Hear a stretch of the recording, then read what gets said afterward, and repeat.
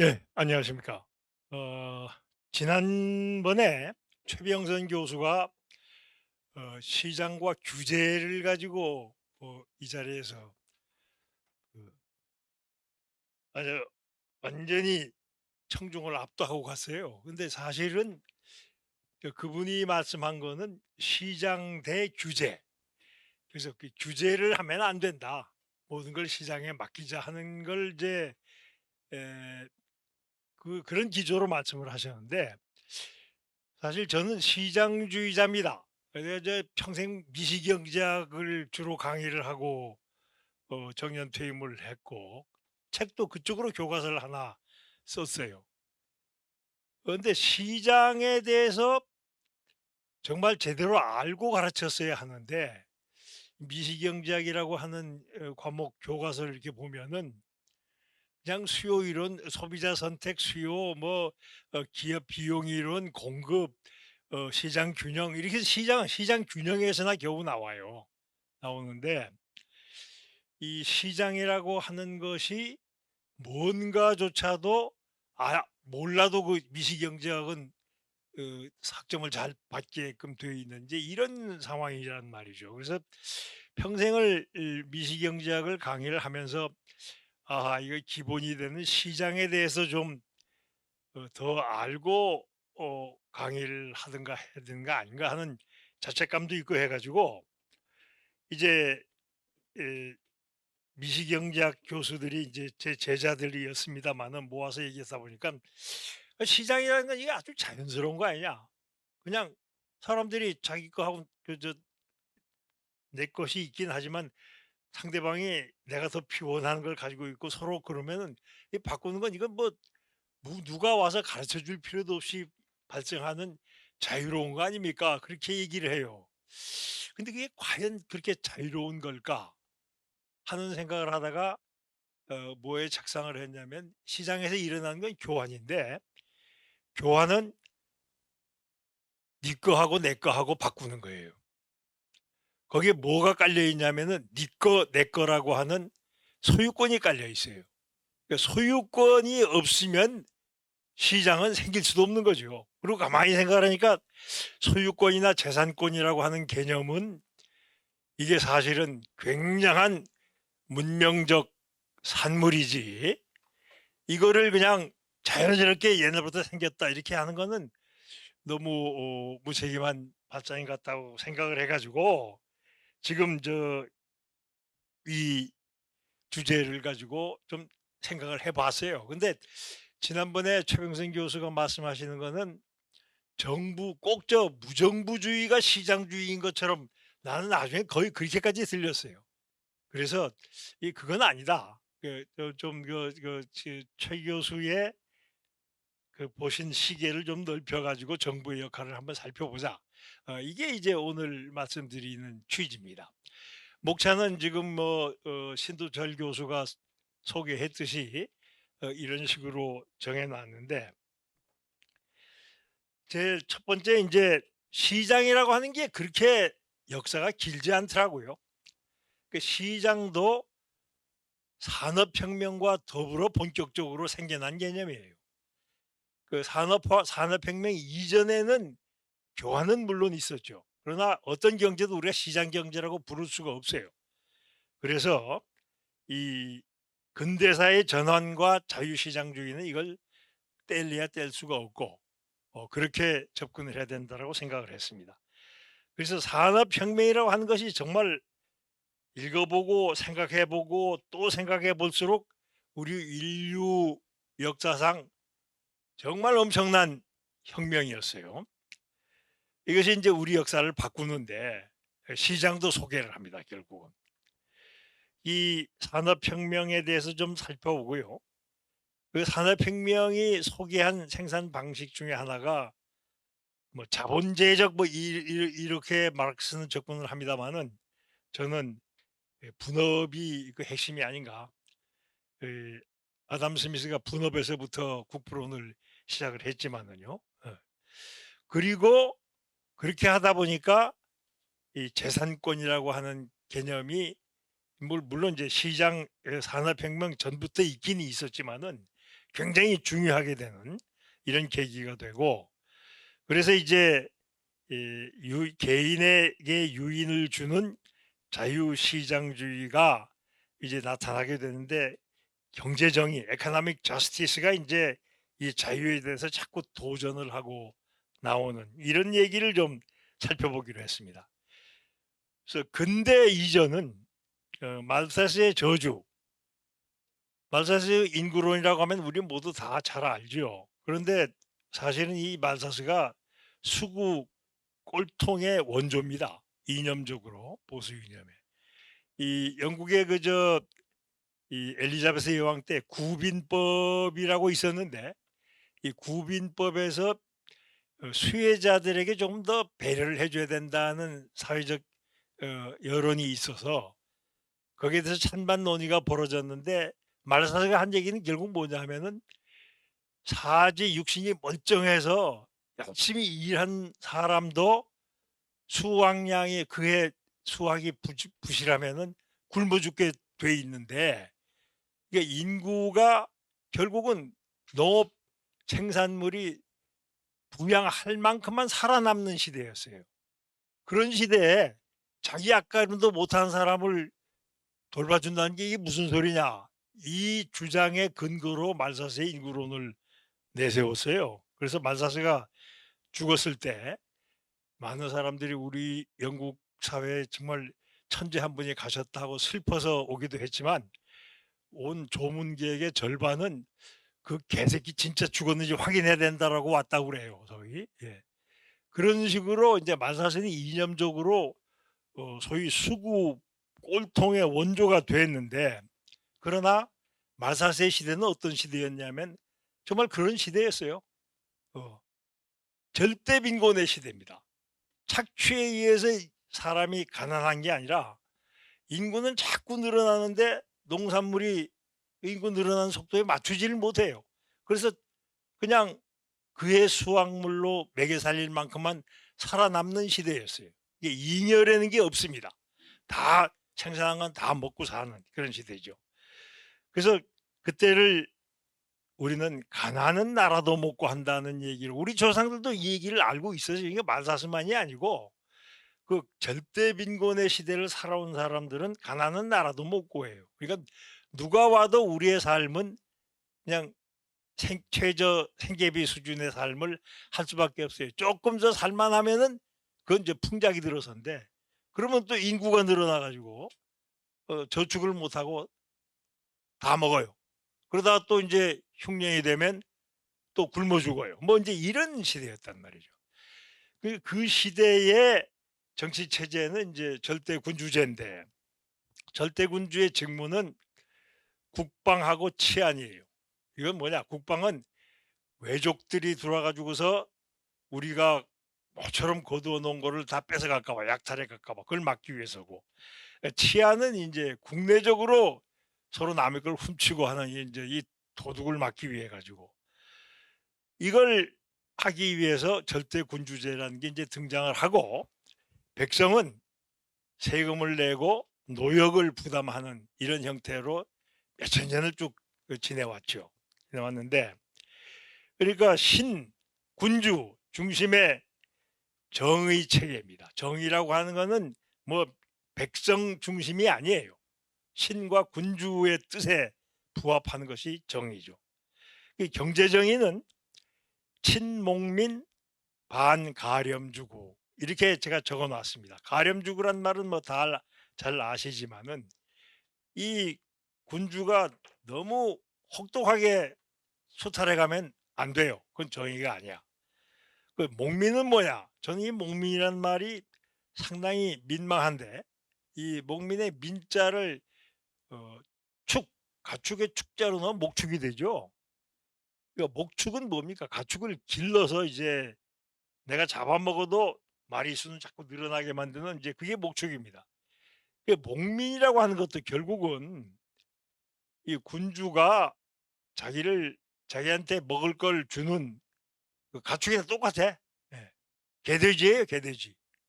그래 가지고 목민을 해야 돼. 근데 목민을 하는 거는 무조건 다 도축을 하면 안 돼요. 목민이 안 되거든. 그래서 잡아먹더라도 마리수는 늘려가야 된다는 그 정신으로 백성들의 생활 기반을 무너뜨려가면서 수탈하는 건 옳은 길이 아니다. 그런 얘기를 담고 있다고 봅니다. 그래서 목민을 잘하고 가렴죽을 하지 않은 군주는 성군이에요. 안 그러고 목민은 행개치고 그냥 무자비하게 수탈해가는 군주는 폭군이죠. 그래서 그 시절에도 반란은 있었습니다. 그러나 반란은 무슨 민주주의를 실현한다라든가 민권을 향상한다든가 자유를 쟁취한다든가 이게 아니에요. 그 시절의 반란은 폭군을 몰아내고 성군으로 바꾸는 겁니다. 완전히. 이거 왕조 교체뿐이에요. 우리가 동학혁명이라고 아주 축해 세우는 그 동학난도 그게 성공했으면 제폭구민까지는 좋아요. 그런데 척외양 창의 그 시절에 척외양 창의하면은 제폭구민한 다음에 계속 조선조 누대의 왕이 하던 그런 생활을 계속 하는 겁니다. 이게 왕조 교체일 뿐이었을 거예요. 동학난이 성공했어도 우리나라가 그때부터 무슨 근두화를 하고 척외양을 해야 창의한다는 그 정신을 가지고 어떻게 외국의 문물을 받아들이고 서양 문물을 받아들여서 산업화를 했겠습니까? 그러니까 동학혁명은 그냥 수많은 반란 중에 하나였어요, 결국. 저는 그렇게 봅니다. 그런데 이제 시민혁명이라는 게 서구 사회에서 일어나죠. 이거는 산업혁명으로 부자가 됐어요, 백성이. 이 백성이 폭군을 몰아내고 성군을 모셔온 게 아니라 군주제를 아예 제압을 합니다. 제압하고 시민이 정부를 통제하겠다고 나서는 혁명입니다. 그게 시민혁명이에요. 소위 민주주의가 시작된 거죠. 근데 여기에 제가 부유회진에 꼬직을 했는데 이 부가 없으면 목민의 대상이 되는 개인에게는 민권이 없어요. 자유도 없어요. 그냥 먹고 사는 게 제일이야. 그런 사람한테는 괴롭히는 게 폭군밖에 없어요. 해법은 폭군을 몰아내는 것밖에 없어요. 그러니까 이게 민주혁명이라는 게 일어날 수가 없는데 이게 이제 부자가 좀 됐어요. 전에 얼마 전에 고약한 재벌가 손자인가 재밌게 봤는데 그 고약한 재벌 회장이 한 소리가 마름을 등 따시고 배부르고 해주면 안 된다. 그럼 그놈 지가 주인인 줄 안다. 이렇게 얘기를 하더라고요. 그게 아주 고약한 말이야. 그러나 맞아요. 등 따시고 배불러야지 주인 노릇을 할 엄두가 납니다. 예. 그래서 산업혁명이 상당히 많은 백성들을 부유하게 만들어 줬기 때문에 주인이 되겠다는 생심을 하고 그 시민혁명이 일어나고 민주주의가 시작했다. 이렇게 보죠. 제가 1820년 이 뒤에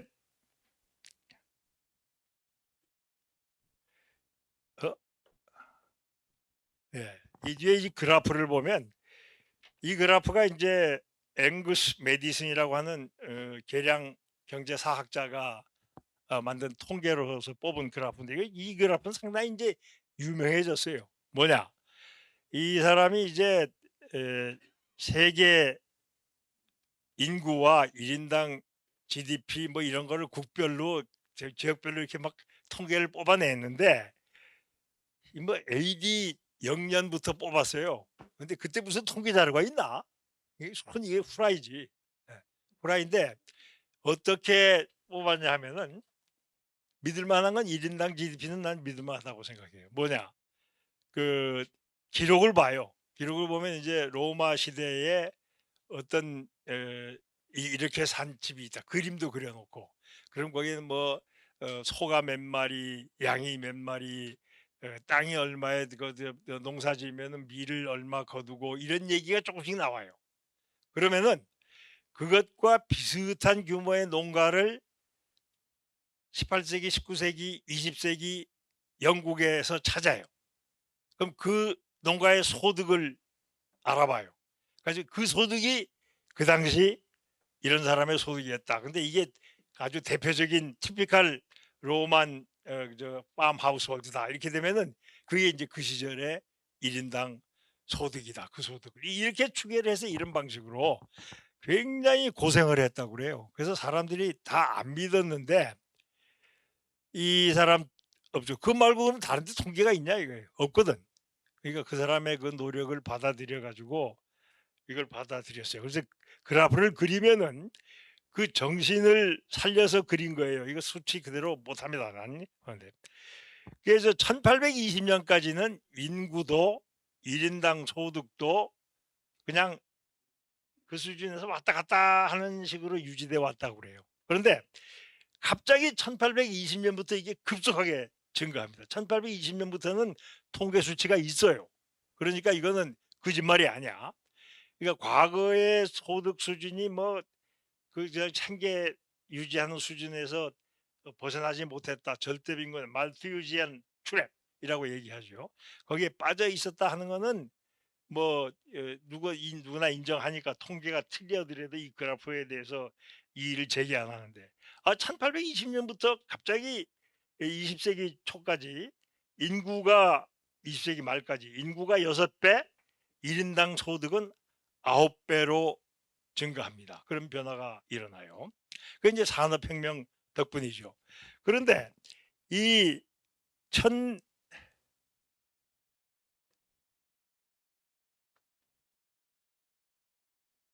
이걸 뒤로 다시 돌렸으면 좋겠는데 어떻게 돌리나 이걸? 백스페이스인가? 옳지. 예. 그 1820 년보다 28년 뒤가 소위 1848 년입니다. 이 1848 년은 이제 위인 체제, 프랑스 대혁명 이후에 절대 군주들이 모여서 이걸 막고 우리 체제를 지키자 한 그 메테르니히 그 시스템이죠.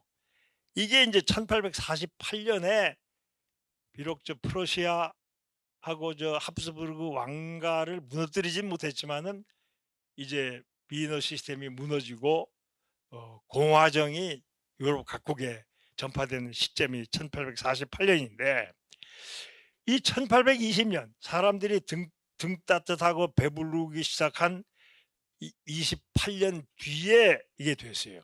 근데 우리나라도 민주화가 언제 됐냐 그러면 뭐 말이 많겠지만은 뭐 87 년에 6월 항쟁이 됐다고 하죠. 그 뭐 저는 개인적으로 그 김재익 씨하고 좀 의견을 다툰 적이 있습니다. 그 김재익 씨 처남이 서울대학교 동양사학과의 교수였는데 저하고 친구예요. 아주 서명 교수야. 운동권이고. 근데 김재익 씨는 처가에 가 가지고 그 남매 간에 매일 싸우는 거야. 그러니까 "야 너는 역사니까 경제학자들은 좀 생각이 다를 거다. 좀 내가 나하고 얘기하게 술 한잔 할 테니까 자리 마련해." 그래서 거기 한번 불려갔어요. 불려갔더니 이 양반이 뭐라 그러냐면은 "나는 이 이제 처남은 어디 그 학살 주범 전두와 살인마 밑에 가서 일하냐." 이게 이제 불만인 거야. 자기 이 자형이. 근데 "너는 네가 민주화한다고 하지만은 사람이 자기 하루 먹고 살고 자기 가정 먹이고 하는데 바쁜 사람이 무슨 민주화에 관심이 있냐. 학생들이나 데리고 나와서 데모하다가 니들이 다 깨지지 절대 성공 못 해. 그 성공하려면은 사람들이 어느 정도 먹고 살아야 돼. 그러니까 나는 먹고 살게 만들어 주는데 실질적인 기여를 해. 근데 너는 하는 게 뭐냐? 서명인하고 돌아다니고 나 욕인하고 돌아다니고 이제 이러고 막 싸우더라고요. 그래 그때 그러면서 나보고 "당신은 어떻게 생각하냐?" 그러는데 그 양반 말이 수긍이 됐어요 사실. 그래서 예 그럽니다. 근데 그때 천 그 80 년대 초반인데 아이고 그렇게 추궁한다는 소리 입 밖에 내질 못해요. 나도 겁이 나서. 그 분위기 대학의 분위기가 그때 그랬습니다. 그래서 그냥 아무 말 안 하고 왔는데 두고두고 생각을 하는데 아이 1987년 6월 항쟁 때 과거의 시위와 다른 게 뭡니까? 넥타이 부대들이 대거 참여합니다. 점심 직장인들이 나와요. 결국은 이게 바로 이거예요. 그래서 계산해 봤더니 우리나라의 1 인당 소득이 막 증가하던 시점이 1962 년입니다. 근데 거기서부터 25년 뒤가 1987 년이에요. 1820년에서 28년 뒤가 1848년이고, 그래서 시민혁명이라고 하는 거는 사람들이 어느 정도 등 따뜻하고 배가 부른 다음에 이게 가능해지는 거로구나 하는 가설을 감히 세워봅니다. 근데 이제 민주화 이후의 경제 정의도 초기에는 제발 좀 덜 뺏어가라 이거죠. No taxation without representation. 이런 구호가 보스턴 티 파티에서 나왔죠. 근데 하여튼 먹고 사는 게 중요했는데 제가 지금 본 건 이렇습니다. 그래서 산업혁명은 뭐냐? 공학적으로는 기술 발전이죠. 전기기관이 발명이 됐고 방적, 방직, 제철 이 3대 분야에서 막 여러 가지 기기가 발명이 됩니다. 근데 제도적 기술 발전을 무시하면 안 되죠. 뭐냐면 분업이 도입이 되죠. 분업으로 노동 생산성을 혁신합니다. 아담 스미스의 국부론을 보면은 핀 생산성이 한 사람이 생산하는 핀의 개수가 200배 된다는 거죠. 그래서 부문별로 전문화하다 보니까 전례 없는 대량 생산이 가능해졌어요. 이렇게. 대량 생산이 가능해진과 더불어 일어난 변화가 개인이 자기 삶에 필요한 모든 걸 일일이 생산해 가지고는 이게 할 수가 없어요. 그래서 개인은 한두 가지 생산 활동에만 전념해야 하게 돼 있고, 또 개인의 생산 활동은 지가 필요한 물건만 소비하는 것이 아니고 많은 사람들이 소비할 물량을 생산을 해내야 되는 시대가 됐고, 그래서 결국은 그 이전에는 자급자족이었죠. 그런데 이제는 자급자족으로는 더 이상 살아갈 수 없는 그런 시대가 바뀝니다. 남을 위한 생산입니다. 모든 생산이. 그러니까 시장이 크게 기여할 수밖에 없는 이런 시대적 변화가 있었던 거죠. 시장이 폭발적으로 성장을 합니다. 시장이 전문화 대량 생산 체제 이걸 감당하기 시작하면서 이렇게 대량 생산을 하고 전문화하고 대량 생산을 해도 물건이 팔리고 내가 먹고 살 수입이 생기고, 그러니까 1인당 생산이 급증하니까 1인당 소득도 급증하는 거죠. 즉 풍요의 시대가 시작했죠. 그러니까 산업혁명이 시장이라고 하는 시스템으로 이 생산물을 처리하는 뒷받침이 되지 않았으면은 이건 뭐 산업혁명도 성공 못하고 그렇게 되는데, 이 시장이라는 시스템이 발달하면서 한 사람 한 사람이 다 부자가 되는 이런 풍요의 시대가 시작을 했다. 이렇게 봅니다. 그래서 이제 원시 공동체도 사회적 분업이 있었어요. 소위 헌터 게더러, 헌터는 남자들이 하고 게더링은 여자들이 하고 이렇게 가지고서 분업을 한 셈인데, 그러나 이 시대는 사적 소유가 없어요. 공동 생산과 공동 소비입니다. 그냥. 이것을 마르크스 엥겔스는 원시 공산주의 사회는 사적 소유가 없고 정말 모든 사람이 평등하게 자유를 누렸다. 그러니까 무탐욕의 원시 공동체를 지배한 가치가 평등윤리다라고 지적을 하고, 이제 산업화 이후에 현대의 공산주의도 결국은 원시 공산주의처럼 그런 쪽으로 돌아가야 된다라는 주장을 내세웠죠. 그런데 이제 산업혁명 이후에 사회적 분업을 가만히 관찰하면요, 사회적 필요와 부문별 대량 생산이 안 맞아떨어지면은 난리 나죠. 이건 뭐 혼란이고 뭐 되는 일이 없을 거예요. 이게 서로 맞물리도록 이끄는 총괄 조정 작업이 필요하죠. 그렇지 않고는 사회적 분업이 성공할 수가 없어요.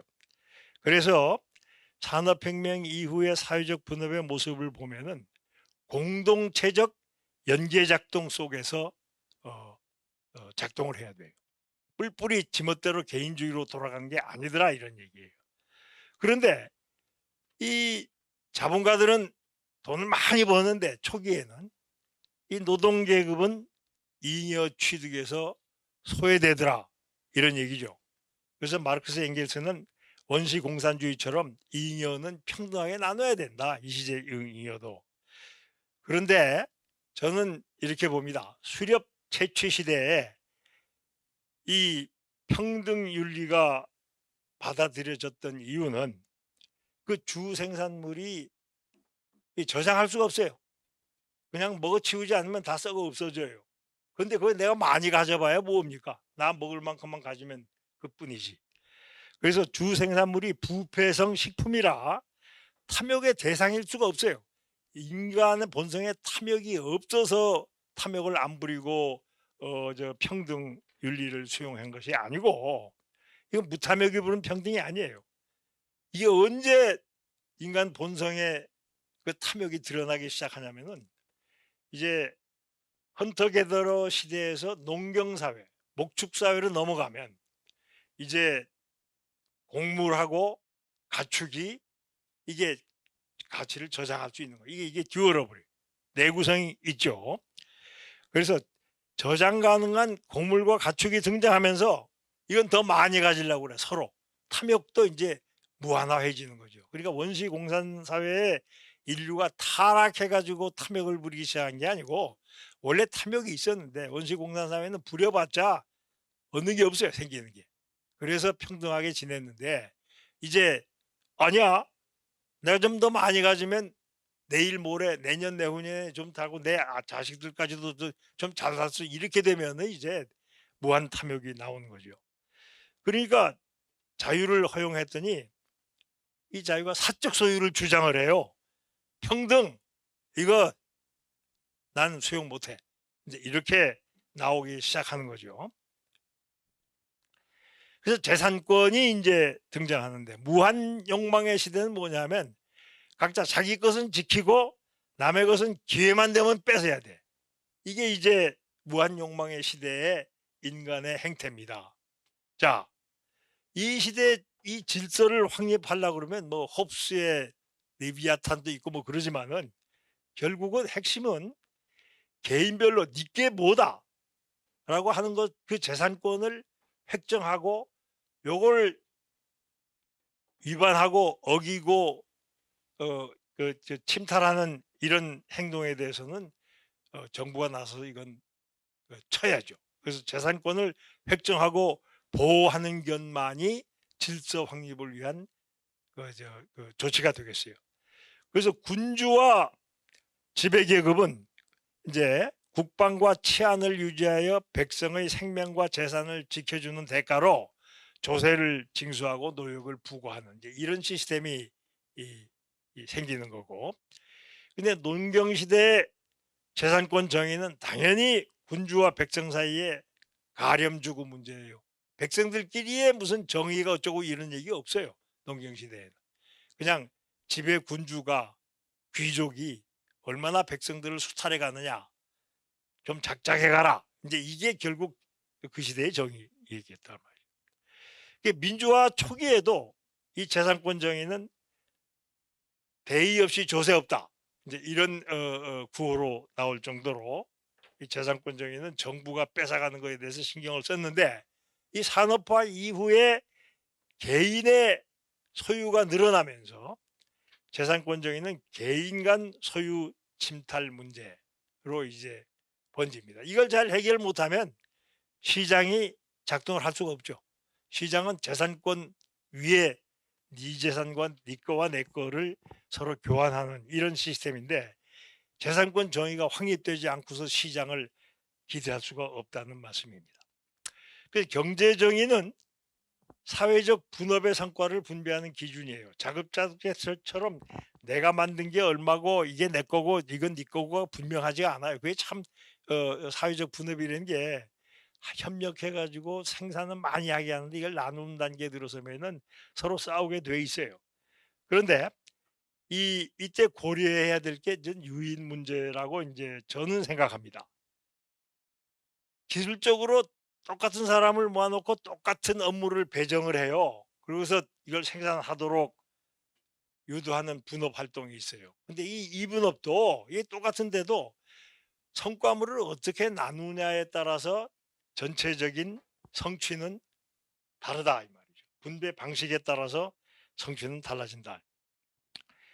개인은 자기가 받는 몫만큼 일하면서 이거 안 하면 이걸 못 받으니까 무임승차 기회를 노립니다. 무임 편승 기회를 노립니다. 그렇게 행동을 하기 때문에 이 개인 유인을 왜곡하면은 서로 일 잘 안 해요. 그래서 결국은 산업화 이전에 절대 빈곤으로 퇴행할 수도 있어요. 예. 그래서 이 유인 문제가 아주 중요합니다. 이 유인 문제를 결정하는 핵심이 분배예요, 분배. 그러니까 어 사회적 분업에서 분배를 어떻게 하냐에 따라서 오히려 절대 빈곤으로 퇴행할 수도 있고 아닐 수도 있다. 이제 이런 말씀이 되겠습니다.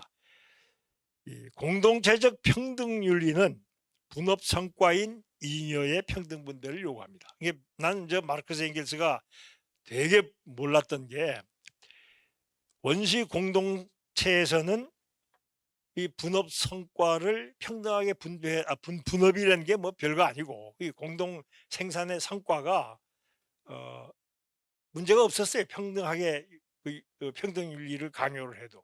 그런데 자발적으로 평등을 또 수용하기도 했죠. 그러나 분업 성과를 분배할 때는 잉여가 분업 성과일 경우에는 이거 나눠주면은 왜 쟤는 일할 때 어디 가고 없다가 밥 먹을 때만 나타나는데 쟤를 왜 줘? 이제 이런 불만들이 생기게 마련이에요. 이게. 그러면은 분업의 성과를 무너뜨릴 수가 있죠. 근데 참 묘한 게 보수적인 산업화 이전의 전근대적인 목민적 정의는 유인을 중요시합니다. 그러다 보니까 이 유인을 중요시하는 자유시장과 보수가 이렇게 연결이 되는 고리가 거기서 나오는 게 아닌가 하는 생각도 좀 드는데, 그래서 결국은 이 어떻게 경제 정의를 수립해서 사회적 분업을 운영할 것이냐 하는 사람들의 견해는 유인을 중시하는 우파의 자유시장주의와 유인을 무시하는 좌파의 국가복지주의로 이렇게 분화되지 않았나, 저는 이제 그렇게 판단을 합니다. 이제 자유시장주의에 대해서 말씀을 드리죠. 자유시장주의는 이제 계약의 자유가 저는 기본이라고 보고, 그 계약의 자유 하에서 자유시장 경제에 작동하는 모습은 경쟁과 협상입니다. 그래서 최종 협상을 이제 어떻게 이루어지는가를 좀 개관을 하고, 이 시장이 발달하게 만드는 동력이 무언가를 아담 스미스의 익스텐트 오브 마켓, 그다음에 전 두 번째는 제가 지금 써낸 건데 재산권 보호, 이 두 가지 시각에서 이제 봅니다. 그리고 이제 분명히 사회적 분업은 유기적으로 맞물려 있기 때문에 공동체가 틀림없는데 시장도 공동체입니다. 근데 그 공동체를 운영하는 방식을 사유경제로 운영하는 거하고 국가가 관리하는 거하고 이 차이에서 이제 정부와 시장의 역할이 생겨난다, 이런 얘기를 나눠볼까 합니다. 어, 그래서 이제 그 자유시장은 그 핵심적인 두 가지 이 디딤돌이 있어요. 받침돌 뭐냐면 경제활동의 자유, 그 다음에 사적 소유, 이것을 인정하고 보호합니다. 그 두 가지가 없으면 자유시장이 불가능하죠. 그럼 사회적 분업은 어떻게 하는 거냐? 여러 가지로 얘기할 수 있겠지만 협력 참여자에게 수행할 일과 받을 몫을 배정합니다. 그렇게 운영이 돼요, 사회적 분업은. 그래서 할 일과 받을 몫, 이것을 엮어가지고 이제 각자한테 맡겨놓으면은 각자는 자기 일을 하고 자기 몫을 가져가면 돼요. 계약의 자유는 뭐냐면은 각자 일, 몫, 해야 할 일, 받을 몫에 대한 특정 안이 있어요. 프로포잘이 있어요. 그거를 각자가 수용하거나 거절할 자유예요. 거절하면 이제 다른 데 더 좋은 안이 있나 고 찾아다니는 거죠. 그게 개인의 자유. 그렇게 협력을, 어떤 협력에 내가 참여할 것인가를 결정하는 개인의 협력의 자유인데, 그 협력의 내용은, 계약의 내용은 일 각자의 할 일과 받을 몫에 대한 약속입니다. 이제 그러니까 계약의 자유가 뭐냐? 곧 경제 활동의 자유입니다. 계약 이행의 강제. 계약은 체결할 때는 자유지만 이행은 반드시 해야 돼. 일단 합의하고 나면. 계약 이행의 강제는 계약으로 뭘 보증했냐면은 너 일 나하고 같이 하기로 했으면 이 계약에서 약속해 준 너의 몫은 내가 보증한다 이게 되는데 계약 이행을 안 하면 그 몫을 보증을 안 하면 그 사람의 재산을 내가 그저 뺏는 건가? 예. 약속을 어기는 거예요. 안 되죠. 그래서 계약 이행의 강제는 계약으로 보증한 목, 사적 소유를 보호하는 조치예요. 그래서 계약의 자유, 경제 활동의 자유와 사적 소유라고 얘기한 자유시장의 기본 두 토대는 계약의 자유라는 모습으로 현실에서는 나타납니다. 자유시장주의는 계약의 자유를 허용하고 계약 이행을 강제하는 방식으로 그렇게 하면은 사회적 분업은 계약에 따라서 이루어집니다. 각자 합의한 계약에 따라서 이루어진다 이거죠. 그래서 이 자유시장주의의 특징은 각자 몫을 취하기 위해 일하는 사회적 협력입니다. 몫을 취하기 위해서. 그러니까 몫을 안 주는 협력에는 아무도 참여를 안 해요. 거꾸로 얘기하면 협력에서 역할을 하지 않으면 목도 없어요. 목도 없어요. 이게 이제 자유시장주의의 본질이다. 이렇게 봅니다. 그 자유시장주의는 결국 시장 분업을 각 개인 보고 계약을 하고 돌아다니라고 그래요. 개인들이 계약을 다 체결하고 나면은 각자 할 일과 몫이 결정이 돼. 그럼 시장 분업이 형성이 되는 거예요. 그렇게. 계약의 자유는 불량 기회로부터 우량 기회로 이동할 자유예요. 그러니까 뭐냐? 나한테 일만 잔뜩 시키고 몫은 적게 주는 이런 기회가 있고 그렇지 않고 일을 적게 시키고 몫을 많이 주는 기회가 있으면 사람들은 전부 우량 기회를 찾아간다 이런 얘기죠. 그게 계약의 자유예요. 계약의 자유가 있기 때문에 불량 기회로부터 우량 기회로 이동할 자유가 있다. 이 불량 기회는 이제 경쟁을 해야 돼요. 사람이 안 와. 이동해 가버리니까. 그러니까 구인 경쟁을 하게 마련이에요. 야, 나한테 와라. 나한테 와라. 우리 기회 좋다. 우량 기회는 거기 가면 거꾸로 우량 기회에서 협력에 참여하겠다는 구직자들이 경쟁을 합니다. 구직자들이. 그래서 경쟁자의 전략이 뭐냐?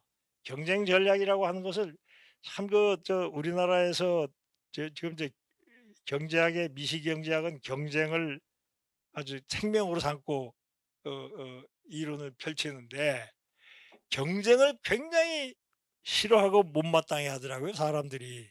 왜 협력을 하지? 왜 경쟁을 하냐 이거. 양보를 하고 협력을 해야지 왜 서로 잘 먹겠다고 경쟁을 하냐 이렇게 얘기를 하는데 시장에서 벌어지는 경쟁은 그런 경쟁이 아니에요. 아니고 뭐냐? 내가 이 기회에 참여해서 일을 하고 싶은데 하겠다는 사람이 많아요. 그래서 나한테 찬스가 안 와. 그러면 나는 경쟁을 할 수밖에 없어요. 내 라이벌하고. 방법이 뭐냐? 내가 받을 몫을 덜 받을게. 나는 좀 덜 받을게 날 쏘다오. 이런 식의 경쟁입니다. 그러니까 각자 자기 몫을 낮추는 양보. 이게 이제 경쟁에서 하는 행동이에요. 이 양보가 억울하면 야 우리 양보하지 말자. 지가 뭐 누굴 하나 택할지 모르지만은 못 받으면 그 기회를 놓치면 놓쳤지 양보하지 말자. 이게 담합이에요. 담합. 그러니까 자기 몫을 낮추는 양보를 하든가 아니면 양보하지 않기로 담합하든가 둘 중에 하나인데 근데 담합을 하게 되면은 그 담합에 참여한 사람 중에 몇 사람만 그 자기가 원하는 걸 얻을 거고 나머지 사람은 탈락할 수밖에 없죠. 그냥 탈락할 수밖에 없죠. 근데 이렇게 되면 배신자가 꼭 하나씩 나와. 담합에서는.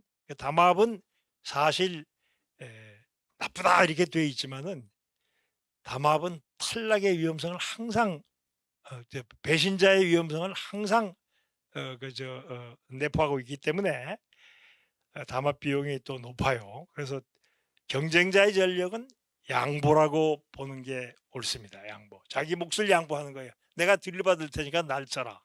아, 내가 덜 받고 너한테 더 줄 테니까 나한테 와서 일해라. 이게 전부 경쟁하는 전략입니다. 이게. 그래서 자기 몫을 낮추는 자발적 양보. 이렇게 해서 자꾸 낮춰가다 보면 에이 나 더 이상 못 낮춰 하고 딴 데 가요. 그러면 이제 인력 자원을 그렇게 배치를 하는 거예요, 시장이. 예. 그래서 자발적 양보는 경쟁자를 탈락시키는 방식으로 기회별로 인력을 배치하고 때로는 불량 기회하고 불량 인력을 아예 그냥 없애버려. 나타나지도 마라 하고 이제 그렇게 하기도 하고 하는 거죠. 그래서 이제 이 경쟁이 질서를 잡는 거예요. 저라고 뭐야 그 누구지? 그 마이클 나 요새 그게 생각해. 윈도우 마이크로소프트 그 주인이 누구지 이름?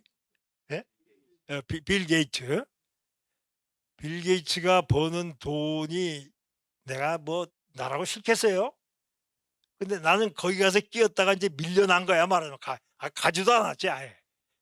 이렇게 해 가지고 하다 보니까 대학 교수로 평생을 마쳤어요. 거기서도 밀렸으면은 뭐 이제 딴 거 했겠지 당연히. 그 사람마다 자기 일로 하고 있는 거는 더 좋은 데로 갈 생각이 없어서 가는 게 아니라 못 갔고 나를 이 정도 제위에서 몰아낼 놈은 아직 라이바는 안 나왔고 그러니까 그래서 그렇게 사는 거예요. 이게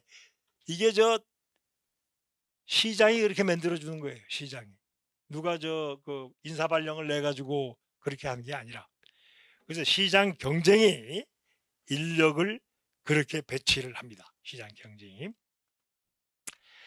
이렇게 되면 이제 결국은 최종 협상 대상자까지 선발하면은 다 탈락하고 남는 사람만 있어요. 이제 남는 사람만. 그게 이제 경쟁이 없어요. 더 이상. 왜냐하면 이 경쟁 이 사람들은 양보를 많이 받았어요. 내가 양보를 많이 받아가지고 네가 나하고 협상할 때는 이 정도의 기득권은 인정해 줘야 돼. 이 뒤에 이제 예에서 다시 자세히 말씀을 드릴게요. 그래서 탈락자들은 바깥에서 탈락돼서 다른 일을 하고 있지만 얘가 거기서 제대로 대접받지 못하고 다시 나오면은 그럼 나하고 하자 하고 항상 오게끔 돼 있어요. 그러니까 나는 바깥에 대기하고 있는 탈락자가 나한테 프로포즈를 했던 것만큼은 인정을 해줘. 안 그러면 나 여기서 일 못해. 그러면 이제 그걸 기득권을 가지고 이제 마지막에 협상을 한다는 거죠. 그 최종 협상 대상자들은 더 이상 이제 경쟁이 없어요. 양보받은 만큼을 기득권으로 확보한 상태에서 일과 몫을 세부적으로 협상해 가지고 계약을 체결하는 거죠. 그래서 이렇게 경쟁해 가지고 최종 협상 대상자를 선발하고 최종 협상 대상자끼리 협상해서 일과 몫을 결정하는 이게 바로 시장 분업의 협력 방식이다. 이렇게 말씀을 드립니다. 그 예를 한번 보죠. 이게 매매. 어떤 물건을 사고 파는데 한 단위라고 합시다. 한 단위. A, B는 구매자고 1, 2는 판매자인데 A, B는 내가 사되 이것보다 비싸게 살 생각은 없어. 리저베이션 프라이스가 다 있어요. 내정 최고 가격. 그다음에 판매자는 이거보다 싸게는 못 팔아 난. 안 팔면 안 팔았지. 내정 최저 가격이 다 가지고 있어요.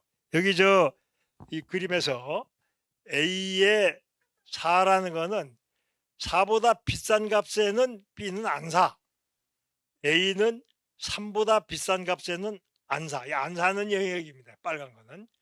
밑에 이제 1, 2의 빨간 바는 1보다 싸게는 안 팔아. 2보다 싸게는 안 팔아. 이런 경우예요. 값이 4보다 높게 책정이 되어 있으면은 두 사람 다 안 사요. 팔겠다는 사람은 두 사람 다 팔겠다고 나서. 그러면 고객을 확보하기 위해서 팔겠다는 사람이 자기 몫을 양보를 해. 나는 내가 더 싸게 팔게, 싸게 팔게. 그러니까 가격이 4보다 비싼 값은 이거 어디 갔어? 예. 4보다 비싼 값은 통용이 안 되고 4보다 밑으로 떨어져요. 자, 4보다 밑으로 떨어졌습니다, 이제. 그랬더니 이제 어떻게 되냐면은 에, 그래서 그 여전히 파는 사람은 두 사람 다 팔겠다고 그러는데 여기에 이 3, 4 사이의 값에서 이 A만 사겠다고 나서니까 사는 사람은 한 사람이야. 그럼 판 사람 두 사람에 산 사람 한 사람이면 판 사람끼리 뭘 해야 되겠어요? 판 사람끼리 서로 경쟁을 해야죠. 또 값이 내려가요. 그러니까 3보다 높은 값도 유지가 안 돼요. 그 3까지 딱 내려오면은 사겠다는 사람도 두 사람이고 팔겠다는 사람도 두 사람이에요. 그럼 더 이상 경쟁은 일어나지 않아요. 그렇다고 해서 3으로 값이 결정된다는 얘기도 아닙니다. 왜 그러냐면 거꾸로 이제 밑에서부터 보면은 이제 2원이 될 때까지 여기 2가 될 때까지는 이제 사겠다는 사람이 두 사람이고 팔겠다는 사람은 한 사람 또는 없거나 그러니까 경쟁을 해가지고 서로 사겠다는 사람이 내가 더 낼 테니까 나한테 팔아라 뭐 이렇게 나와가지고 이제 2까지 올라오면은 이제 두 사람이 팔고 두 사람이 사니까 돼요. 결국 2와 3 사이에서 최종 협상에 의해서 값이 아주 결정이 될 겁니다. 이제 최종 협상이. 그게 이제 시장 교환이라고 하는 협력이 그걸 만드는 방식이다는 얘기죠. 만약에 여기에 내정 최저 가격이 1.5인 판매자가 하나 더 있다 그러면 판매자 2는 탈락이에요. 탈락이고 값은 이제 1.5와 2 사이에 어느 영역으로 최종 협상에서 결정이 되겠죠. 이게 이제 이런 사람들이 참 많으면은 우리가 얘기하는 수요 공급의 곡선이 만나는 점에서 가격과 거래량이 결정된다. 이제 이렇게 얘기를 합니다. 자, 이제 2인 협력의 경우죠. A와 B가 협력하면 10을 생산해요. A와 C가 협력하면 6을 생산해요. B와 D가 협력하면 2를 생산한다. 이런 가상적인 예를 한번 들어보겠습니다. 근데 이제 협력을 안 하면은 제로야. 단독 생산은 제로라. 이제 노멀라이즈를 제로로 시켰어요. 자, 그럼 여기서는 무슨 일이 생기냐면은 A와 일할 기회를 놓고 B와 C가 경쟁을 벌일 수가 있고 또 B와 일할 기회를 놓고 D와 A가 경쟁을 할 수가 있어요. 그러면 어떤 꼴이 생기냐면은 예를 들어서 이거 한번 보십시다. A와 B가 우리 같이 일하자.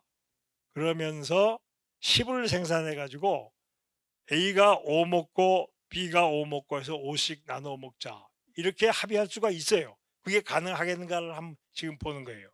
그러면 C가 있다가 C는 탈락이 돼요. 탈락이 되니까 A 보고 그럽니다. 네가 나하고 하면 너한테 5.1 줄게. B하고 놀지 말고 나하고 놀자. 그러면은 이제 A가 B하고 놀겠다고 나서요. 그러면 C하고 그럼 B는 4.9 좋아. 나도 4.9 하고 나온단 말이죠. 이제 내가 4.9 먹을 테니까 너 5.1 먹어라. 이렇게 해가지고 쭉 B와 C가 경쟁을 하다 보면은 A한테 6의 몫을 양보하는 수준까지 갑니다. 근데 6보다는 더 양보 안 해요. 이제 그 다음에는 왜냐하면 C가 뒷받쳐 주지 않아. C가 내가 너한테 6보다 더 많이 줄게 할 수가 없어요. A와 C가 생산해봐야 6밖에 못 하는데 C가 무슨 재주로 A한테 7을 주고 8을 주겠습니까? 안 됩니다. 마찬가지로 똑같은 논법으로 B는 D로부터 이만큼 양보를 받아요. 그러니까 A가 너 이 못 줘 하고 나올 때마다 B는 D한테 갈 수가 있어요. 그러니까 결국 이 빨간 선분 속에 어떤 한 점으로 최종 협상에서 결정이 날 겁니다. 그 얘기입니다. 사회적 협력도 이렇게 되는 것이고 여기 지금 제가 예로는 이것만 드러나는데 이 빨간 선분이 하나의 점으로 떨어질 수도 있고 그러면 이제 확정된 거지 뭐. 경쟁이 그냥 그 최종 할 일과 받을 몫을 확정을 짓는 경우인데 거꾸로 이제 파란 거 예를 들어서 이 D가 한 B와 D 사이 협력이 5가 된다면은 5가 된다면 여기서부터 시작해 가지고 요 이게 이제 방향이 이제 빨간 금으로 할 수 없는 이게 돼요. 이건 좀 복잡해서 이거 뺐는데 요새 이걸 가지고 미시경제학을 새로 만들려고 지금 노력하고 있습니다. 그 계약의 자유에 의한 에, 자원 배분 뭐 이런 거를 지금. 근데 그건 뭐 여기서 할 얘기는 아니고 이렇게 해 가지고 시장이 이제 협력을 계약의 자유를 동력 삼아 사람들 간의 협력을 주도를 하는데 이 스미스의 정리라고 부르죠. The division of labor is limited by the extent of the market. 이게 이제 아담 스미스 국부론 제3 장의 얘기예요. 그래 가지고 그 스코틀랜드 하일랜드의 농가는 뿔뿔이 흩어져서 살고 농가와 농가 사이가 멀기 때문에 뭐 그 스미스가 제일 좋아하는 얘기가 뭡니까? 그 푸주간하고 고기 빵간하고 그다음에 그 뭐 포도주 양조장하고 그 마을에 같이 있는데 그 사람들한테 내가 그 사람들 없었으면 내 저녁 식탁이 가능했겠느냐. 그러나 그 사람이 나를 위해서 일했겠느냐. 전부 다 지들 장사하려고 일했고 그 이기심의 결과가 나를 이렇게 도와준 거지. 이제 그 얘기를 이제 제일 좋아하는데 거기는 그래요. 하일랜드 의 농가들은 지가 푸주간이고 지가 빵 고깃간이고 지가 양조장이지 너무 멀리 떨어져 가지고 그 시장이 안 되는 거죠. 그 시장이 안 되니까 뭐 분업도 안 되고 그냥 막 이렇게 할 수밖에 없다. 그러면서 사회적 분업은 시장의 구매력, 사주는 시장이 있어야 물건을 생산을 하고 그런 거다. 이제 이렇게 설명을 했습니다. 그러니까 분업에서 개인별 전업은 각자 전업 생산으로 먹고 살 수 있어야 돼요. 그러니까 팔려야 된다는 얘기지. 내가 전업 전문화 했는데 내가 만든 물건 아무도 안 사주면은 나는 먹고 살 길이 없지 않습니까? 그래서 전업 생산의 목표가 자급자족이 아닌 판매이기 때문에 시장 수요가 충분히 커야 내 물건을 사줘야 그래야지 전업 생산이 가능하다 이런 얘기죠. 그래서 이 여기에서 인제 이 extent of market을 구매력으로 아담 스미스는 얘기한 것 같아요. 그래서 시장의 사회적 분업의 규모와 범위를 결정한다는 이런 주장인데 그 그 시장 발달에 구매력이 인제 시장을 발달시킨다 이겁니다. 근데 나는 진짜 중요한 시장 발달의 동력 중에 하나가 재산권 보호예요. 도둑질을 범죄로 보는 하무라비 법정에도 그게 나옵니다. 그 기록에 있지 않습니까? 도둑질을 범죄로 본다는 얘기는 그 사회에선 재산권을 어떤 재산권을 공인을 하고 있다는 얘기예요. 재산권을 공인하지 않고서야 니께 내께가 불분명한데 무슨 도둑질이라는 얘기를 잡아서 처벌할 수 있겠어요. 그래서 재산권이 그때부터 있었는데 재산권 보호가 그렇게 쉬운 게 아니에요. 시장은 재산권 보호가 쉽게 되는 영역부터 생산이 된다 그럽니다. 장마당이 대표적인 거죠. 이 장마당에는 사고 판 사람들이 많아요. 그러니까 상인이 약속을 해 놓고 값만 받고 물건을 안 주려고 한다든가 그러면 주변의 사람들이 몰매를 주려고 대기하고 있어요. "넌 막 그런 거 왜 돈 받고 왜 안 줘?" 거꾸로 돈은 안 내고 물건을 받아 가려고 한다든가 그러면 이제 또 상인들이 또 가만히 안 둬요 이게. 그러니까 주변에 눈이 많아서 남의 재산권을 함부로 유린할 수가 없어요. 그런 데서 시장이 생깁니다.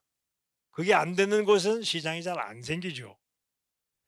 제 저기 아주 재미있는 얘기가 만수르 올선의 그 파워 앤드 프로스페리티 우리 최강 선생이 이걸 번역을 하셨는데 거기 나오는데 저 리비아는 옛날에도 아주 골 때렸던 모양이에요.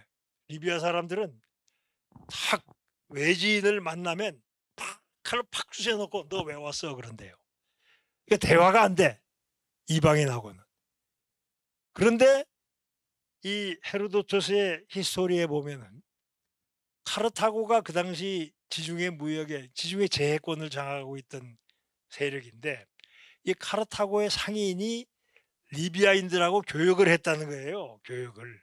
어떻게 교역을 했냐? 배를 타고 리비아 해안에 가서 싹 관찰을 해서 리비아 사람이 없는 걸 확인을 하면 얼른 작은 배에다가 팔 물건을 해서 백사장에 놓고 다시 온대요. 오고서 연기를 피운대. 그러면 저쪽에 리비아 사람들이 제대로 왔네. 뭐 가져왔나 이번엔. 그러고 온대요. 와서 보고 물건을 보고 살만한데 이게 값이 얼마쯤 될까? 이 정도는 되겠지. 그러면 해당하는 값에 자기들이 생각하는 값에 황금을 놓고 또 숲속으로 사라진대요. 그러니까 절대로 마주치진 않아. 그러면 이제 그 카르타고 선원들이 또 내려와서 본대요. 보고서 황금이 그 정도 값이면 팔겠다. 그러면 황금만 가지고 오고 그리고 떠나고 장사가 되고 만약에 이것 가지고는 안 된다 그러면 그냥 온대요. 그냥 오면 그 리비아 사람들이 나와서 보고 안 가져갔네. 값이 적다 이거야. 그래서 이제 에이 그럼 나도 안 사고 올 수도 있고 조금 더 놓고 올 수도 있고 뭐 이런 식으로 거래를 했다는 거예요. 근데 이 거래를 하면서 남의 걸 그냥 거래되지 않은 물건을 예를 들어서 리비아 사람들이 집 놓고 카르타고 사람이 집 놓고 가면 황금도 올 생각도 안 하고 짐을 들고 튄다든가 아니면 이 카르타고 선원들이 가가지고 황금하고 짐하고 다 가지고 온다든가 이런 짓은 안 하더라는 거예요. 왜 그래?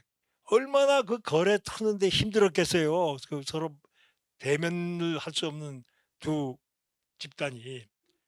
그러니까 한 번 튼 거래를 망치지 않기 위해서 상대의 재산권은 스스로 존중을 해줘. 그러니까 거래가 되는 거예요. 그래서 시장은 서로 상대의 재산권을 존중하는 사이에서만 일어나는 거지. 그 뭐 무조건 뭐 사기치고 뭐 이런 데가 아니에요. 예. 그 시장 조정은 그 시장이 이렇게 사주고 팔고 하면은 나는 그 물건 생산에 전업화할 수 있죠. 전문화할 수 있대요. 그 시장 조정은 재산권 보호가 보장되는 범위 이내의 에서만 사회적 분업을 조정을 한다 이런 얘기입니다. 네. 시장 경제는 뭐냐? 시장이 사회적 분업의 대부분을 조정해야 그게 시장 경제예요. 그러니까 시장이 있다고 시장 경제가 아니라 재산권 제도가 발달하지 않아 가지고 그런 거는 이제 아니죠. 시장 경제가. 저 일부만 시장 거래가 되고 그러면 안 된다 이런. 그래서 법치가 재산권 보호를 확충하면 그에 따라서 시장도 발달하는 거예요.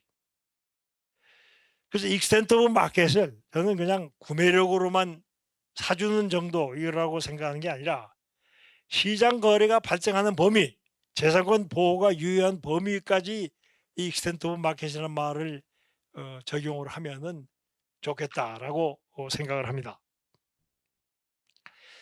그래서 공동체와 사유경제, 네. 정부와 시장이죠. 정부 주도의 공동생산과 공동소비. 이거는 이제 각자 나와 남을 위해서 생산하는 활동에 참여하고 그 성과도 무슨 평등하게 소비합니다. 어떻게 평등하게 소비하는지 난 잘 모르겠는데.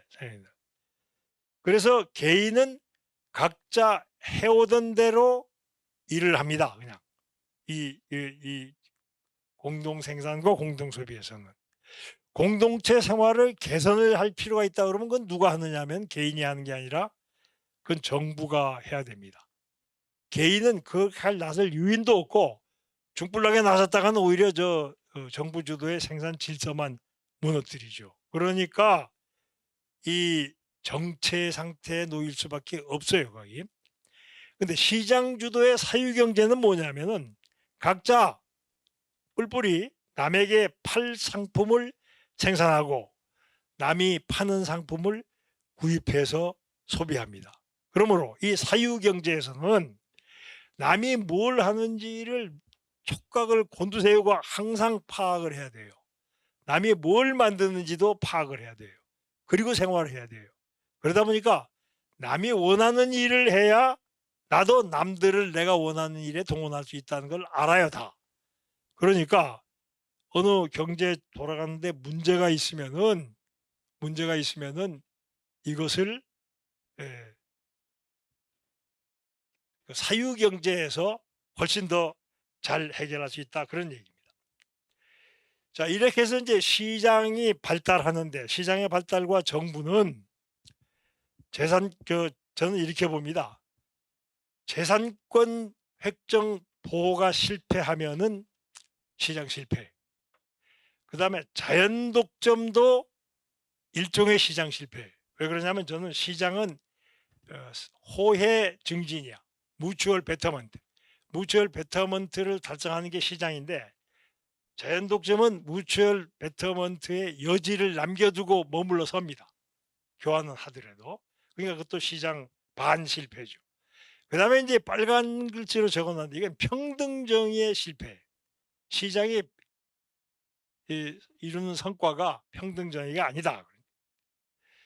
그래서 이제 이 시장 실패를 다스리는 방법이, 시장을 활성화시키는 방법이 있고 시장을 제한하는 방법이 있어요. 지난주에 그 최병선 교수가 집중적으로 다뤘던 것은 시장 제한적 규제에 대한 비판이었다. 저는 그렇게 파악을 합니다. 그다음에 이제 자연 독점에 대해서는 기본 설비 원칙과 인공 경쟁이라고 하는 개념이 새로 도입이 돼 가지고 시장을 확대합니다. 그다음에 이제 그렇다고 해서 시장에 정의 구현적 규제가 없는 것이 아니죠. 지금 우리 사회에 많이 있어요. 그래서 그것도 한번 살펴보기로 합니다. 자유거래의 본질은 호혜 증진입니다. 무추얼 베터먼트예요. 거래에 참여하면 쌍방이 다 좋아지는 거죠. 근데 시장 실패는 가능한 호혜 증진이 가능한데도 이걸 미진하게 남겨둬. 시장에 맡겼더니 호혜 증진을 충분히 안 해. 가능한 걸 다 읽어내지를 못해. 이게 이제 시장 실패고, 또 정의 실현의 실패. 그러니까 예컨대 소득 분배를 좀 보다 균등하게 하지 못해. 이것도 시장 실패라고 주장한 사람이 있습니다. 그래서 시장 실패를 정의의 시각에서 실패를 보는 그런 시각도 있다는 걸 여기다. 그래서 그건 이제 내 생각은 다르기 때문에 빨간 글씨로 써놨어요. 첫째, 재산권 보호 실패. 이건 재산권을 제대로 획정하고 보호하지 못하기 때문에 시장 거래가 원활하게 일어나지 않아요. 그래서 호혜 증진의 실패가 일어나는 경우고, 자연 독점은 공급자 간의 경쟁이 불가능해서 호혜 증진을 충분히 할 수가 없어요. 미진해. 그 점을 지적하는 거고 실패하고, 평등정의 실현을 실패. 이렇게 이제 얘기를 합니다. 그거는 호혜 증진이 아니라 억강부약에 강자를 누르고 약자를 도와준다. 지난번 그 이재명 대통령 후보의 선거구의 제1호가 억강부약이었죠. 예. 이게 이제 정의, 평등정의를 내거는 시장에 문제가 있다. 그렇게 보는 시각입니다. 이 시장 실패를 다스리려고 하는 정부의 규제가, 1번은 재산권 보호 실패에서는 공공재 조달이 있습니다. 이거 공공재는 무임 편성, 이거를 막을 수가 없어요. 그래가지고서 정부가 세금을 거둬가지고 자기적으로 공공재를 구입해서 공급을 하죠. 그 다음에 공해를 일으키는 사안에 대해서도 정부가 나서서 조세 보조금 이런 제도를 하는 건, 그건 이제 정부가 시장을 대신하는 규제죠. 제조물 책임법, 이거는 이제 제조사로 하여금 비싼 고가품의 품질에 대해서 끝까지 보증을 해야 된다는 게 이제 법적 조치예요. 안 하니까 비싸게 받아먹고 AS를 안 해요. 아무도 안 사. 시장 실패죠, 이것도. 그러니까 이 제조물 책임법은 판매자가 수요자의 재산권을 침탈하지 못하도록 만드는 조치죠. 이건 시장을 활성화하는 조치지 시장을 억제하는 규제가 아닙니다. 그 다음에 각종 금융 규제. 금융 규제는 이제 대출 손실 충당금을 적립하라라든가, 또 증시 상장 요건에 뭐 기업 공시 의무를 넣는다든가 이건 정부 규제가 분명한데 이거는 관련 금융 상품에 대해서 재산권 피해를 불이의 재산권 피해를 당하는 사람이 없도록 만드는 그런 시장을 활성화시키는 이런 규제죠.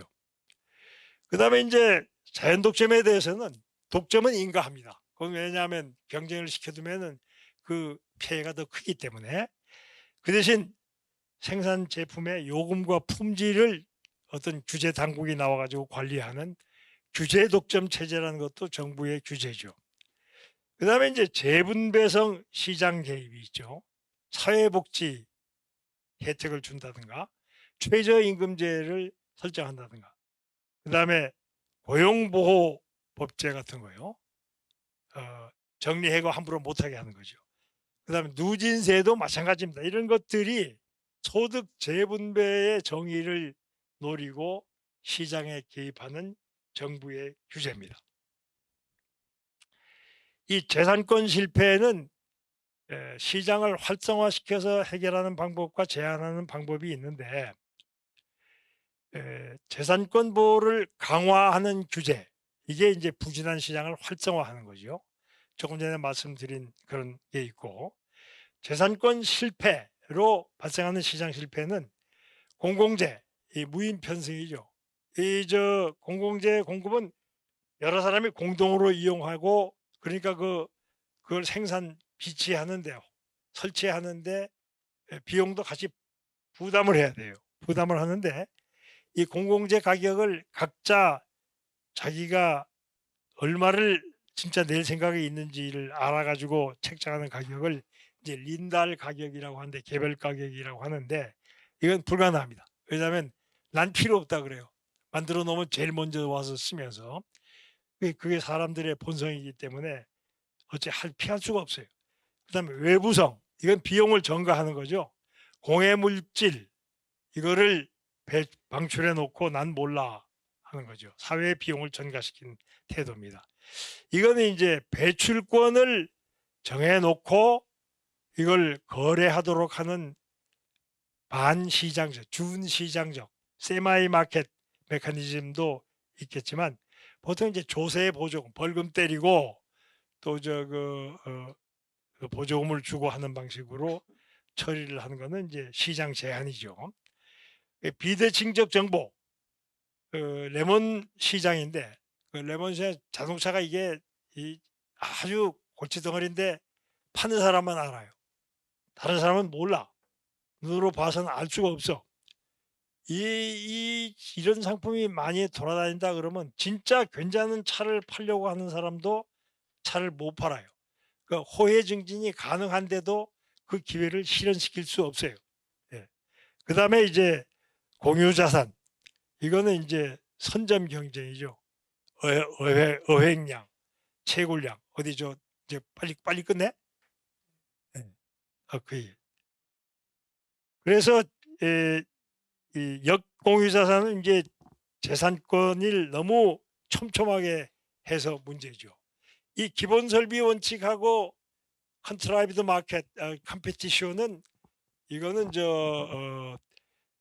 이 자연 독점이 어떤 설비를 공동으로 이용할 수 있는데 그거를 나 혼자 사용하는 상황에서 발생하는 독점입니다. 그거를 설비를 이용해서 서비스를 공급하는 거는 경쟁 시장에 맡기고 설비만 규제 독점으로 규제 독점의 영역 대상을 확 줄이는 건데 예를 들어서 이거죠. 고속도로를 도로공사의 재산이니까 도로공사 마음대로 혼자 써라 그러면은 수송 사업을 도로공사가 독점을 하게 돼요. 근데 고속도로에는 그 진입 사용료, 주행료만 내면 누구나 쓸 수 있다 그러면은 많은 사람들이 서로 경쟁하면서 이 승객 수송, 화물 수송 사업을 경쟁하면서 벌일 수가 있죠. 그런 내용입니다. 그게 이제 인공 경쟁이죠. 그 고속도로뿐만 아니라 이게 통신, 전력에 할 수 있다는 얘기고. 근데 정의를 구현하려는 개입은 최저임금제, 주 52시간 노동, 고용보호법 이런 것들이 다 그거죠. 사회복지형 평등지향의 재분배, 또 강제면허, 공공성이 강한 에이즈 백신 같은 특허는 이거는 기본 설비로 취급해 가지고 강제로 면허를 주게 하자, 싼 값에. 이게 이제 기본적으로 반시장적이에요. 그 정의를 하려면은 사회적 합의가 충분히 돼야 됩니다. 사회복지제도에 대해서 기본적 사회복지제도에 대한 합의는 이루어졌다고 봅니다. 그런데 더 낮은 임금으로도 일할 권리를 최저임금제가 봉쇄해도 되느냐? 일을 몰아서 하고 몰아서 쉬고 싶은데 주 52시간만 노동해야 되는 이런 구속을 받는 게 그 권리를 잃는 게 옳으냐? 낮은 급여에 불량 조건으로 취업하고 싶은데 안 돼. 이거 막는 것도 이게 어 사회적 합의가 있느냐? 저는 잘 모르겠어요. 그래서 정부와 시장은 정부의 목표는 자유와 소유를 보장하는 것이고 정의를 확립하는 것이다. 일단 이렇게 보죠. 그 시장 개입의 유형은 재산권 보장을 강화 개선하는 것은 친시장적 개입이고 자연덕적 범위를 축소하는 규조의 독점과 인공경쟁이라는 게 있고 반시장적 직접 개입이 있고 정의 실현의 목적이 그 대표적인 것이다 이런 얘기죠. 시장 활성화의 개입은 호혜 증진의 사적 요인을 최대한 활용을 하는 것이고 정부 없으면 시장 없지만 정부는 반드시 필요하지만 반시장적 직접 개입은 이건 옳지가 않다는 말씀이고 정의와 사적 요인이 불합치한데 이때는 선사회적 공감 후 정부의 직접 개입 사회적 공감을 이루지 않고 하면 안 된다 이런 말씀을 드립니다. 이상 제 발표는 끝내겠습니다. 방금 소개받은 전택수입니다. 저는 지난 한 10여 년 넘게 제가 6년 전에 정년퇴임했는데 정년퇴임하기 전에 그 전에 한 10여 년간은 발표회 가면 토론자고 발표자 그다음에 주최자 두세 명 해서 한 10명 안팎이었는데 그래서 제가 토론문 준비도 13장을 준비하는데 너무 많이 참석하셔 가지고서 복사를 의뢰했습니다. 제가 지난 한 거의 15년 내지 20년 사이에 이렇게 발표자 토론자 외에 시청하시는 분들이 이렇게 많은 거 처음이라서 너무나 감격스럽습니다. 이런 영광된 자리에서 토론하게 돼서 정말로 감사하게 생각합니다. 저는 경제학을 하면서도 경제학자들이 이 창의성을 별로 강조하지 않는 것 같아서 저는 앞으로도 창의성이 대단히 중요하다라는 그런 생각을 경제학을 하면서 지난 한 15년간 계속 그쪽으로 책을 읽고 왔습니다. 그래서 오늘 발표에 대한 저의 토론도 이 발표문을 계속 따라가면서 이거는 동의하는 내용이고 이거는 조금 저하고 생각이 다르다 이런 식의 토론보다는 선생님 이야기를 제 식으로 재해석해서 그 해석을 가지고서 제가 생각하는 쪽에다가 한번 접목을 해봤습니다. 그래서 선생님의 말씀을 어, 재해석한 부분이 1번부터 3번까지고 이것이 요약 및 재해석이 되겠고 이것을 4번에다가 한번 적용을 해봤습니다. 왜 그러냐 하면은 서양에 관계되는 선진국과 관계되는 여러 가지 사례들을 연구를 많이 했는데 정작 그것을 우리에 한번 적용해 보는 거 그런 것이 좀 부족하지 않았나. 사실 우리나라에서는 재산권이 어떻게 형성이 됐고 언제부터 이루어졌고 그 다음에는 시민의 자유가 언제부터 이루어졌고 어떻게 형성이 되었고 그 다음에 사실 더 중요한 것은 정말로 우리나라에서는 시민혁명이 있었는가 이런 거 한번 생각해 보자 이런 것에서 제가 뭐랄까요 담론으로서 한번 제가 표를 하나 만들어 봤습니다. 이거는 제가 깊이 생각하지 않고 4번에 나오는 표를 제가 한번 만들었으니까요. 여러분도 한번 조금 시간이 되시면 생각을 좀 해보셨으면 좋겠다 이런 뜻입니다. 먼저 저한테 시간을 때라 한 10분 정도 주실 계획이신가요? 예. 이성훈 선생님은 저도 마찬가지로 제가 군대 갔다 와서 경제학 과목 들으러 갔다가 제 경제 수학 배운 게 처음 만남이었습니다. 그게 1975년인가 76년인가 그런 것 같습니다. 제가 군대 제대하고 나서 저는 사범대학을 졸업하고 그 다음부터 76년부터 경제학을 공부를 하기 시작해서 지금 경제학에 대해서 이야기하는 사람으로 변했습니다. 먼저 1번은 자유시장 경제의 발달 과정 혹은 자유시장의 발달 과정이라고 이야기를 할 수 있겠습니다. 그래서 여기에서는 신체 안전과 재산 보호를 제일 중시하게 여기고 있습니다. 그래서 절대 왕정 시대나 아니면 전체주의 국가 시대, 전체주의 국가라 하면 뭐 당시 구소련이 대표적이고 러시아, 그다음에 독일이라든가 일본이라든가 2차 대전 이전에 그뭐 2차 대전을 유발시킨 나라들이 대표적인 전체주의 국가가 되겠죠. 그리고 절대 왕정 시대는 그 이전에 왕국이 되겠고, 여기에서는 개인의 신체와 재산이 빈번하게 침범이 되었습니다. 그래서 이제 사람들은 자기 재산권을 보호하는 그런 요구가 빈번하게 됐습니다. 특히 왕이 전쟁을 하거나 그럴 적에 전비를 조달을 하기 위해서 귀족들로부터 많은 세금을 걷어들이고 또는 국민들을 핍박을 하고 그랬습니다. 그래서 이것 때문에 이제 시민혁명이 발발을 하게 됐습니다. 그래서 시민혁명이 발발하는 여러 차례의 그 과정을 거쳐서 입헌적 자유주의가 자리를 잡게 됐다고 보고 있습니다. 그래서 신체 심해를 보면은 국가의 임의적인 신체 구분과, 그리고 국가의 신체 구분 못지않게도 사적 단체, 다시 말하면 조폭이라든가 힘센 사람들이 약한 사람들에게 그런 신체적인 가해를 할 수도 있습니다. 그다음에 재산 침해는 국가가 몰수를 하거나, 그 다음에는 과징, 높은 세금을 매기는 행태가 재산 침해의 한 사례가 되겠습니다. 마찬가지로 사적 단체가 도둑이라든가 이런 사람들이 재산을 침탈하는 경우도 있습니다. 그래서 이와 같은 문제가 발생해서 이것이 이제 시민혁명을 유발을 하게 됩니다. 그래서 서구 선진국에서 시장 발달 과정을 보게 되면은 시민혁명을 통해서 입헌자유주의가 먼저 정착한 후, 그 다음에 산업혁명이 발생하고, 그 다음에 이 산업혁명으로부터 시장이 확대되면서 대중이 부유해지고, 그래서 배가 좀 불러지니까 정치적인 참여를 요구하게 돼서 민주주의가 이룩하게 됐다, 이렇게 보는 것이 제 관점이고 또 제가 본 책들에서 나온 내용들이었습니다. 그러면은 이제 자유민주주의라는 것은 뭐냐면은 입헌적 자유주의와 민주주의의 결합이라고 보고 있습니다. 그런데 이 자유주의와 민주주의는 서로 상충되는 내용들의 일부가 있습니다. 다시 말하면 자유주의는 민주주의를 파괴할 수 있는 그런 자유도 있기 때문에 이 양자를 어떻게 결합하는가, 이 부분에 대해서는 학자들 사이에 여러 가지 많은 논란이 있기도 합니다만은, 우리 정부가, 현 정부가 우리나라는 자유민주주의다라는 것을 구로 내걸었다시피 자유민주주의는 많이 통용이 되고 있습니다. 입헌적 자유주의는 내용은 뭐냐면은 시민자유와 시빌 리버티, 시민자유와 경제적 자유로 구성이 되어 있는데요. 이 시민자유를 보장하기 위해서는 룰 오브 로라든가 상권 분립이라든가 신앙의 자유라든가 아니면 개인 이주의 자유라든가 이런 것이 포함되는 것이 시민자유 내용이고요. 그 다음에 경제적 자유는 경제할 수 있는 그런 활동의 영역을 보장을 해줌으로 인해서 재산권이 생기고, 또한 여기에서는 이제 인센티브 시스템도 마찬가지로 생기는 그런 내용이 되겠습니다. 그래서 경제적 자유의 내용이라는 것은 재산권 보장과 인센티브 체제를 유지해 주는 것이 경제적 자유가 되겠습니다.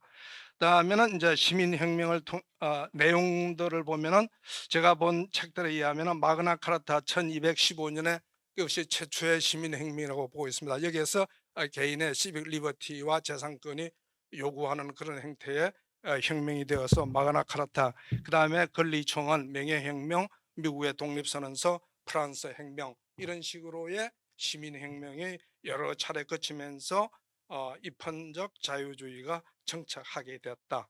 그 다음에 나오는 것이 이제 산업혁명이 되겠습니다. 이 산업혁명은 역시 1776년에 영국에서 나온 것으로서 재산권 보호가 기본이 되어 가지고서 여기서 전기기가 전에 과학기술이 경제에 실제로 실용이 되기 적용하게 되고요.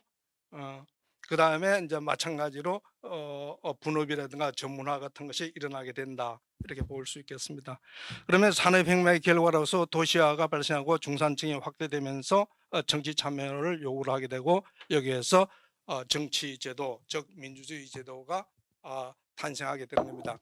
그래서 민주주의 제도의 개념을 보면은 양당 이상이 경쟁하는 자유롭고 공정한 보통선거, 이것은 슈피터 1942년 민주주의, 사회주의, 자본주의, 사회주의 그리고 민주주의라는 그 책에서 정의가 되어 있습니다. 그래서 이 슈피터는 민주주의를 정의하면서 링컨의 이야기를 많이 합니다. 링컨의 of the people, for the people, by the people. 이것은 너무 복잡하다. 우리 학자들이 이것을 실용적으로 쓰려면은 개념이 너무 다이하기 때문에 하나만 쓰자. 그게 뭐냐? by the people. elected, government elected by the people. 이것이 바로 민주주의다. 우리가 활용할 수 있는, 학자가 활용할 수 있는 민주주의다. 그래서 이제 반대편들은 이것이 미니멀리스트 데피니션이고 아니면 절차적인 정의다 해서 너무 협소하다 이런 비판을 많이 받고 있습니다만은, 여기에서 단서가 뭐냐면 바로 앞에 입헌적 자유주의가 정착된 사회에서 일어나는 민주주의는 자유주의와 민주주의가 결합해서 완전한 민주주의, 다시 말하면 현재 우리가 선진국이라고 생각하는 그 민주주의가 되겠습니다. 그러면은 이제 최초의 민주주의는, 다시 말하면 슈페터의 개념에 의한 최초의 민주주의는 1828년 미국의 대통령 선거라고 보는 것이 사뮤엘 헌팅턴의 제3의 파도에서 나옵니다. 그는 사뮤엘 헌팅턴은 왜 1828년에 미국 대통령 선거를 최초의 민주주의라고 보냐면은 그 이전에는 민주공화당 일당 하나뿐이었습니다. 그러다가 1828년에 민주당과 공화당이 분리되면서부터 양당에서 후보를 내밀어가서 최초의, 그리고 또 이전부터는 보통선거에 있었습니다만 여기서는 보통선거와 양당 체제가 민주주의의 제일 중요한 개념이 되겠습니다. 그러면은 그와 같은 개념에 입각해서 보면 프랑스가 1848년에 민주주의 시기 좀 되었습니다. 다시 말하면 양당이 있었고 보통선거가 있었는데 그 보통선거는 선거 유권자들이 재산 규모에 따라서 약 2만 명이 선정이 됐어요. 그래서 이것은 진정한 보통선거가 아니고, 더 중요한 것은 4년밖에 지탱되지 못하고 곧바로 나폴레옹 3세가 황제로 등극하면서 바로 민주주의 국가가 쓰러져 버렸습니다. 그래서 이 1848년에 프랑스의 민주주의는 슈페터 개념의 민주주의가 아니다. 다시 말하면 민주주의의 공고화가 아니다. 그 다음에 이제 영국은 1886년에 민주주의가 됐다, 그런 이야기 있습니다. 왜냐하면 자유민주주의가 정착한 그런 데 있어서 평등 정의의 실현을 위해서는 정부가 개입 가능하다라는 그런 주장이 이제 재산권 실패, 시장 실패, 정부의 시장 개입, 평등 정의의 구현, 이런 식의 정부의 시장 개입에 근거가 되는, 혹은 레셔널에 이론적 근거가 되는 그런 주장이 되겠습니다. 이것이 이제 선생님의 발표 내용을 제 식으로 한번 재해석을 해서 이것을 우리나라에 한번 적용을 해보자 그랬습니다. 우리나라에 정의해 보면 현재 우리나라는 자유민주주의가 공고화된 과정이라는 것이 폴리티포라든가 아니면 프리덤 하우스라든가 아니면 에코노미스트 인텔리전스 유니트라든가 이런 데서 세계 민주주의를 측정하는 그런 여러 연구 단체에서는 우리나라가 성숙한 민주주의 국가다, 혹은 아시아에서는 일본, 대만, 한국 이 세 나라가 민주주의 국가다, 아시아 48개국 중에서 진정한 민주주의는 이 세 개 나라라는 것이 판정이 되고 있습니다. 그래서 우리나라는 현재로는 상당히 성숙한 민주주의 국가인데요. 그러면 지금까지 도달하는 과정에서 하늘에서 갑자기 떨어진 것이 아니다. 언제부터일까? 이것을 아이템 바이 아이템별로 한번 생각을 해보자라는 뜻에서 제가 표를 한번 만들어 봤습니다. 그래서 역사는 어쩔 수 없으니까 우리의 역사는 조선, 일제, 미군정, 이승만, 장면, 박정희 등등 오다가 노태우 이후로 쭉 볼 수 있겠습니다. 그래서 시민혁명이라는 게 우리나라에 있었는가, 유사한 것을 한번 쭉 정리를 해봤습니다. 시대별로 유사한 것입니다. 이거는 제가 보기에는 시민혁명인데, 유럽에서의 시민혁명은 전부 과세의 징세에 반발해서 나온 것입니다.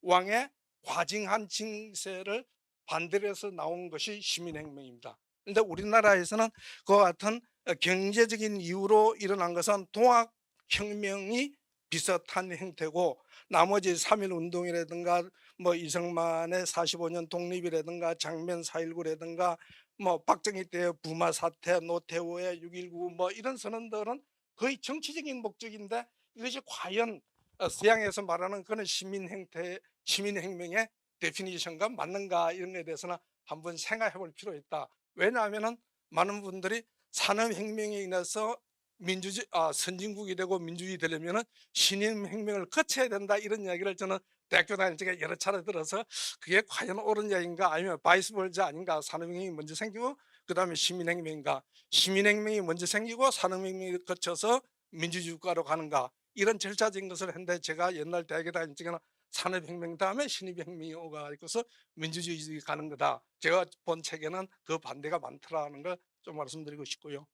그래서 이제 보면 시민의 자유는 조선시대는 분명히 없었고 일제시대도 없었고 미군정은 있고 Y는 있다는 소리입니다. 박정희 때는 60년대는 시민의 자유가 있었고 70년대는 시민의 자유가 없었다는 것이 여러 가지 민주주의 척도를 판단하는 기관에서 늘 이야기를 합니다.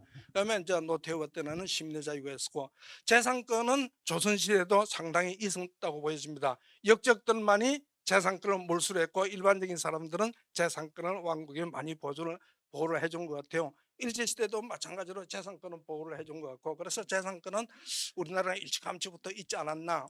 그 다음에 재산권과 인센티브를 저는 좀 분리를 했는데 인센티브라는 건 뭐냐 하면은 내가 일을 열심히 하려는 그런 것이 제도적으로 좀 보장이 되는가 이런 차원에서 볼 적에는 저는 인센티브는 박정희 때 와서 확실하게 강화가 돼 가지고서 사람들이 열심히 일하려고 하지 않았는가 저는 그런 생각이 들어서 앞에는 인센티브 시스템이 그렇게 이승만이라든가 장면이나 이럴 때는 별로 생각을 두지 않았냐 이런 생각이 들고요. 그 다음에 이제 산업혁명이 언제 있었는가 분명하게 일제시대 때는 저는 산업혁명이 있은 것 같아요. 이게 우리를 위한 산업혁명이 아니고 일본을 위해서 조선시대에서의 여러 가지 기술 이런 것을 많이 적용을 한 것 같다. 그 다음에는 이제 산업혁명은 본격적으로 박정희 때 들어와서 산업혁명이 있었고 보통선거는 이승만 때 있었고 정면 때 있었고 박정희 때는 60년대는 보통선거고 70년대는 보통선거가 아니었고 그 다음에 노태우부터는 민주주의가 공고화 돼서 자유민주주의의 공고화라고 볼 수 있습니다.